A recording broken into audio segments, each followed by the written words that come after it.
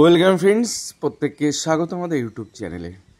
যে সমস্ত ভিউয়ার্সরা প্রথমবার চ্যানেলটি দেখছেন তারা অবশ্যই চ্যানেলটিকে সাবস্ক্রাইব করে দেবেন এবং চ্যানেলের পাশে থাকা বেল আইকনটি প্রেস করবেন, যাতে এই ধরনের খবরাখবর সবচেয়ে আগে সবচেয়ে দ্রুত আপনাদের কাছে পৌঁছে যায়। তো আজকে যে বিষয় নিয়ে আলোচনা করব সেটা হচ্ছে লিস্টে নাম নেই, অর্থাৎ কোনো প্রকার লিস্টে নাম নেই। না টেট পাস তালিকায় কোনো নাম আছে, যেটা প্রাথমিক শিক্ষা পর্ষদ 22 তারিখে দিয়েছিল। আবার 28/11/2022 তারিখে যে তালিকা, অর্থাৎ চাকরিরত প্রার্থীদের যে তালিকা প্রাথমিক শিক্ষা পর্ষদ দিয়েছিল, সেখানেও নাম নেই। অর্থাৎ কোনো লিস্টেই নাম নেই, অথচ 8 বছর ধরে প্রাথমিক স্কুলে শিক্ষকতা করছেন, দিব্যি মাইনে তুলছেন, স্কুলে যাচ্ছেন, পড়াচ্ছেন। কি চলছে গোটা পশ্চিমবঙ্গে দেখাবো আপনাদের। বিকাশ ভবনের, এটা 9তলা না, 5তলা হবে। বিকাশ ভবনের 5তলায় কী রহস্য রয়েছে সেটা আপনাদের জানাবো, যে কীভাবে অ্যাকচুয়ালি প্রাথমিক নিয়োগগুলো সম্পন্ন হয়েছে, যোগ্যদের মধ্যে অযোগ্যদের কী করে পুশ করা হয়েছে, আর এসএসসির 26,000 চাকরি বাতিলের আবহে আপনারা জানেন যে যোগ্য অযোগ্য যদি বাছাই না করা যায় তার পরিণতি কী হতে পারে। তো সেখান থেকে প্রাথমিকের যে 32,000 চাকরি বাতিল মামলার শুনানি চলছে, একজন নন ট্রেন মানে যারা ইনসার্ভিসড হচ্ছে তাদের আইনজীবী যে বিষয়টা তুলে দিয়েছেন মহামান্য হাইকোর্টে আর ডিভিশন বেঞ্চে, সেখানে কিন্তু এবার এই বিষয়গুলো কিন্তু ফ্যাকচুয়ালভাবে কিন্তু আলোচনা হবে এবং গোটা বিষয়টা আপনাদেরকে একটু দেখায়, তাহলে বুঝতে পারবেন। তো চলুন। একজন প্রার্থী যার নাম পিন্টু দাস, তার রোল নাম্বার হচ্ছে টেট্রো 2014, রোল নাম্বার 03001363। তো আমরা কমন নিয়েছি 030013 পর্যন্ত কমন আমরা এখানে দেখতে পাচ্ছেন। তারপরে তার নাম্বার হচ্ছে 663। তিনি অ্যাসিস্ট্যান্ট প্রাইমারি টিচার, তিনি সাজেন কোচবিহারের কোনো একটা জায়গায়, ঠিক আছে। তো কোচবিহারে এই ভদ্রলোক তিনি চাকরি করছেন। তো ব্রেকআপ তালিকা একদিনই চাকরি পেয়েছেন কিনা কী করে বুঝি, ব্রেকআপ তালিকায় নাম আছে। তো ন্যাচারালি ব্রেকআপ তালিকা দেখি তো বলে, এই দেখ আমি চাকরি করছি, আমার নাম যথাযথ আছে। তো নাম ফিচার হচ্ছে কিনা আমরা এটা দেখার চেষ্টা করি। তো দেখুন লাস্টে 623 থেকে আমরা যদি মার্ক করি, তো সেক্ষেত্রে দেখতে যে বাকিটা কমন। তো এই অমিত রায়ের পরে দেখুন তারপরে চলে আসে একটু রোল নাম্বারটা দেখবেন, ওখানে ওর রোল নাম্বার হচ্ছে 323 রোল নাম্বার, যে চাকরি করছে। তো এখানে 567 রোল নাম্বার পরে ডাইরেক্ট চলে গেছে 728। তো এর মাঝখানে 623 ফিচার হচ্ছে না, অর্থাৎ এই প্রার্থী ব্রেকআপ তালিকায় তার নাম নেই, অথচ তিনি 8 বছর ধরে স্কুলে শিক্ষকতা করছেন, চাকরি করছেন, মাইনে তুলছেন। ভাবতে পারছেন? তো এই ধরনের মানুষ চাকরি পেয়েছে কিনা কি দেখে বুঝবেন বলুন তো? একটা তো নিশ্চয়ই তালিকা দিয়েছে, এতজনের প্রায় 42,627 জনের একটা তালিকা দিয়েছে, তার মধ্যে নাম নেই। তাহলে বাইরে নাম থেকে আজকে তো প্রাথমিক শিক্ষা পর্ষদকে খুঁজতে বলা যে দেখুন স্যার এদের নাম নেই এখানে, তাহলে আপনি কি চাকরি দিচ্ছেন মশাই? চাকরি তো তারা করছে। কে এর উত্তরটা কে দেবে? ডিপিএসসি চেয়ারম্যান দেবে, এদিকে আরসি বাগচি দেবে, মানিক ভট্টাচার্য, কে দেবেটাকে? উত্তম পাল দেবে, পার্থ কর্মকর্তা দেবেটাকে? কে উত্তর দেবে আমাকে বলুন? যারা স্কুলে পড়াচ্ছে, খুব গরিব ঘরের সন্তান যারা আছে, তারা তো প্রাথমিক স্কুলেই তো পড়তে যায়। যারা দিনমজুর, যারা খেটে খায় প্রতিদিন, তাদের ছেলেমেয়েগুলো তো স্কুলে যায়। আর স্কুলে এমন কারো দ্বারা যাচ্ছে যে যার টেট পাস তালিকায় নাম নেই, তার দ্বারা সে শিখছে। কি শিখছে? সে আদতে কতটা যোগ্য যে তার কাছে শিখতে যাবে? এইভাবে তো প্রতিটা স্কুলের, মানে গোটা পশ্চিমবঙ্গের সমস্ত স্কুলে আনাচে কানাচে এই ধরনের প্রার্থীরা ঢুকে বসে আছে। তাহলে আপনি কী করে বুঝবেন যে এই সেই পরিমাণ যোগ্য প্রার্থী যে যার কাছে আপনার রাজীব দীক্ষিতের কথা মনে আছে, যে যোগ বিয়োগ গুণ ভাগ করতে পারছে না? আপনারা দেখাই এদের শক্তিটা কোথায়, আপনাদের একবার দেখাই। এরা কিভাবে নিয়োগ হচ্ছে একবার দেখুন। এদের কাছে একমাত্র অস্ত্র হচ্ছে SMS। এরা লিখছে এদের একটা জায়গায় যে যদি SMS এর ভিত্তিতে নিয়োগ হয়ে থাকে তাহলে আমরাও তো SMS পেয়েছি, আমাদের কেন চাকরি বাতিল করা হবে? তো কি SMS-টা এসেছিলো তখন? ফোনটা ধরুন, সে পুরোনো ফোন, কি আছে, dear candidates, as your name has been withheld due to non adequate submission document, you are request to submit all the particulars in room number 8, 5th floor. কোথাকার 5th ফ্লোর?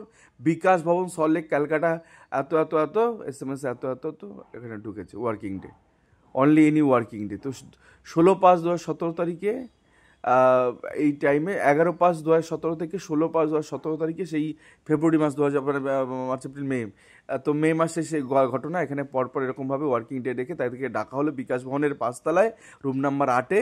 আর বিকাশ ভবনের 5তলায় সম্ভবত MIC, মিনিস্টার ইনচার্জের সেই floor. তো সেখানে গিয়ে দেখবেন যে এই প্রার্থীদের ডাকা হলো এবং এই রকম প্রার্থী প্রচুর। আর এরা কেউ টেট পাসই করেনি সেই সময়, এমনটাই অভিযোগ। কারণ প্রোগ্রামিং অফিসার যিনি ছিলেন বাসুরা কোম্পানির, পার্থ সেন, সেই ভদ্রলোক 752 জনের একটা তালিকা তৈরি করে, সেখানে উইথের লেখা থাকে এবং তাদেরকে বলা হয় যে ভাই টেট অযোগ্যগুলো, টেট ফেলগুলোকে একে পাস করিয়ে দাও। ওই কালীঘাটের কাকু পাকু গল্প আছে, দেন এদেরকে ডেকে পাঠালে বিকাশ ভবনে কারো ভেরিফিকেশন হয়েছে শুনেছেন কোনো দিন? প্রাইমারিতে বিকাশ ভবনের এই ডকুমেন্টগুলো কোর্টে সাবমিট করা ডকুমেন্ট। ওরা বলছে যে আমাদের সবাই তো SMS-এ নিয়োগ পেয়েছে, SMS-এ ডাক পেয়েছে, আমরা তো SMS-এ ডাক পেয়েছি, অসুবিধা তো কিছু নেই। বিকাশ ভবনের সেই 5 তলায় এই কুকাণ্ডটা হয়েছে।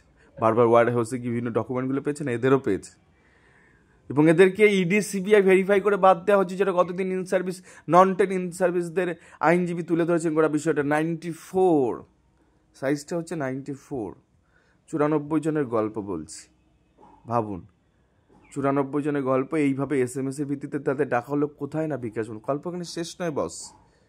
তাদেরকে প্রাথমিক শিক্ষা পর্ষদ যখন চাষি অমৃতা সিনেমাটা অর্ডার করার পরে ইডি সিবিআই তথ্য থেকে ভেরিফাই করার পর তাদেরকে যখন ডেকে পাঠালো, সেখানে একটা ঘাপলাবাজি হয়েছে শুনুন।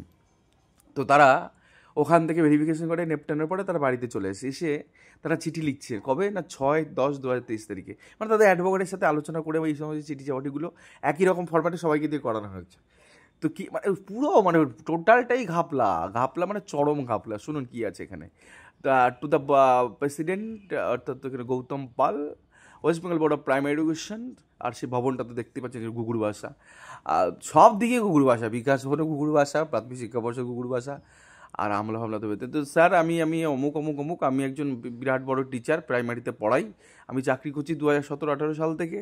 তো গল্প এখানে আছে। তো একটা নোটিশ 12/9/2023 তারিখে আমাদেরকে সল্টলেকে ডেকে পাঠায়, সেখানে একটা চিঠি আমাদেরকে দেয় পার্থ কর্মকার, ডেপুটি সেক্রেটারি। তো আমার রোল নাম্বার তো খুঁজে দেখুন, টেটের নথিতে পাবেন না, খুঁজে দেখুন 28-11 ব্রেকআপের তালিকায় পাবেন না। তো I duly appeared on the schedule date 29/20/9 before the concern office of the West Bengal board of primary education who force me. তো সেক্ষেত্রে প্রাথমিক শিক্ষা পর্ষদে গিয়ে থেকে কিন্তু জোরপূর্বক লেখানো হয় who force me write that I have no document showing that I have pass TET examination 2014। তো ওরা অভিযোগ করছে, মানে ওদের অ্যাডভোকেটের কথা শুনে, যে প্রাথমিক শিক্ষা পর্ষদের থেকে আমাদের বলা হচ্ছে যে আমাদের কাছে কোনো নথি নেই, সেই হিসাবে চাপ দেওয়া হচ্ছে, তাই আমরা চিঠিতে সাইন ফাইন করেছি, মানে কোনো সাদা কাগজে সাইন করেছি। মানে এই টোটাল মানে একে তো চুরি, মানে চোরের মার বা বড় গলা ব্যাপারটা যেমনটা মানে সেটা হচ্ছে এইখানে।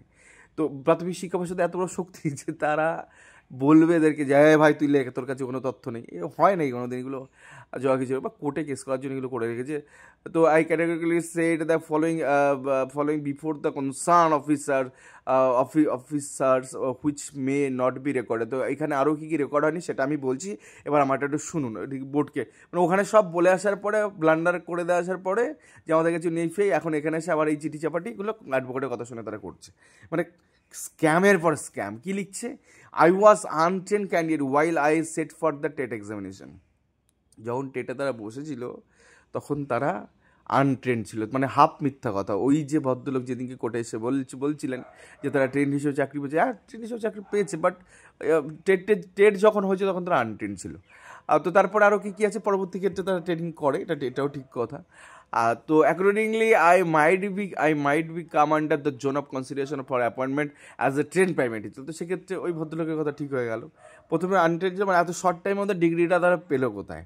এটা হচ্ছে বড় ঘাপলা। কারণ ধরুন 2014 সালে বাসটা পার্সুইং ছিল, তারা বুঝতে পারেনি তাদের ডিগ্রি শেষ হয় সেই 2000 মানে সেই 2/11/2017 সালে, কিন্তু এরা কিন্তু তার আগেই এদেরকে ভেরিফিকেশন বা বিকাশ ভবনে টাকা মে মাসে, আর ওদের নভেম্বর মাসে করা হতো। তো সেখানে গিয়ে অনেকটা সময় পরে, প্রায় 13 মাস সময় পরে গিয়ে হচ্ছে তাদের ডিগ্রিগুলো আসে 14-16। তো এর মধ্যে এরা ডিগ্রিগুলো পেলো কোথায়?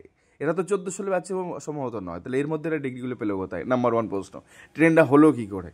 আবার সে কলেজ স্ট্রিটের কি ছাপিয়ে নিয়ে এসছে? ভেরিফিকেশন তো প্রাথমিক শিক্ষা পর্ষদ করেনি, যাই হোক। দেন কী বলছে? I have been intimated through SMS।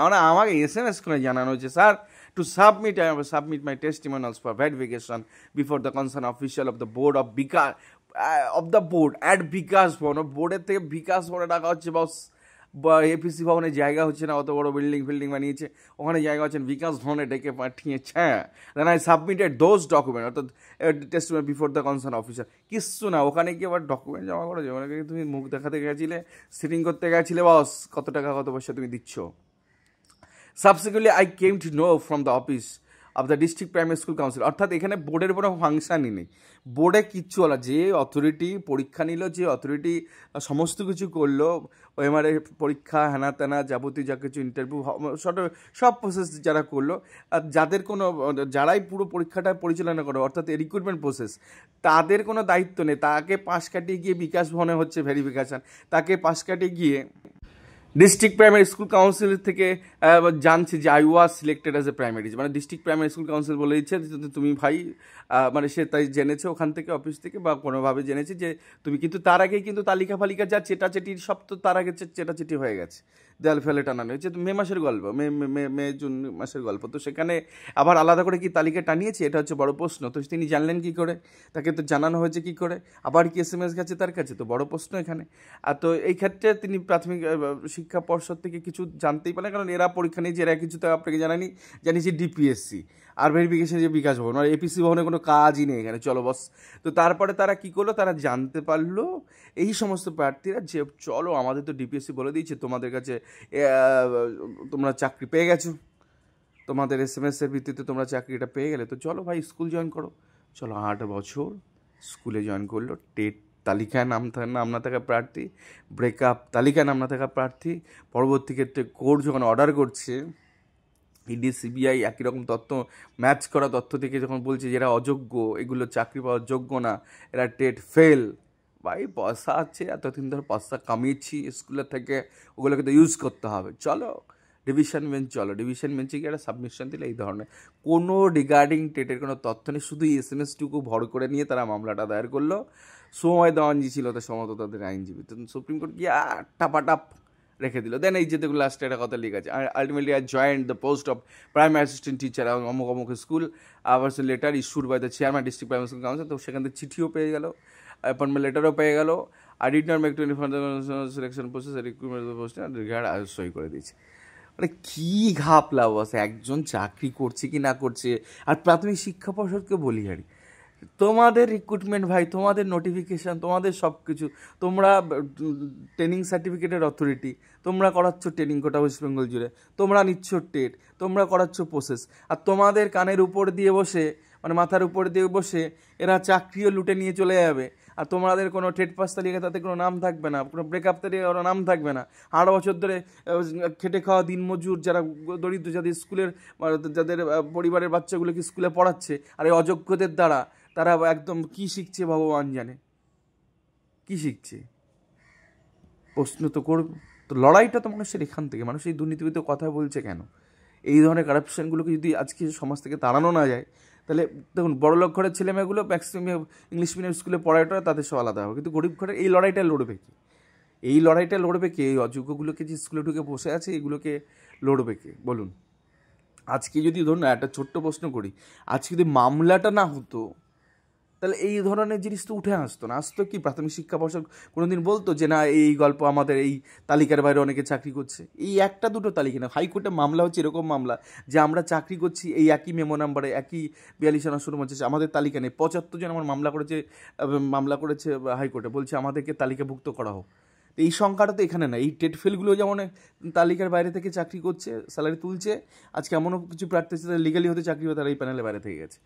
আজকে যদি তাদেরকে বলা হয় যে এই প্রাথমিক শিক্ষা পর্ষদ কী করছে, এটা কোনো একটা নিয়োগ প্রক্রিয়ার একটা অংশ, মানে একটা সঠিক কিছু হচ্ছে, এটা পুরো ঘাপলাবাজি। আর এরা কোর্টে চিৎকার করে বেড়াচ্ছে, চিৎকারের জায়গা নেই বস, হাফ আর্গুমেন্ট হয়েছে, আর্গুমেন্ট হজম হবে না, অনেকের হজম হবে না, মাথা ঘুরে ভিমড়িকে পড়ে যাবে, কারণ এত কিছু রয়েছে এই মামলায়। কিন্তু আমাদের ছোট্ট চ্যানেলে সবকে দেখানো সম্ভব হয়, তাতেই অনেকের ভিমসিম কাটছে। ধন্যবাদ, এই ছিল গুরুত্বপূর্ণ ভিডিও, ভালো থাকবেন।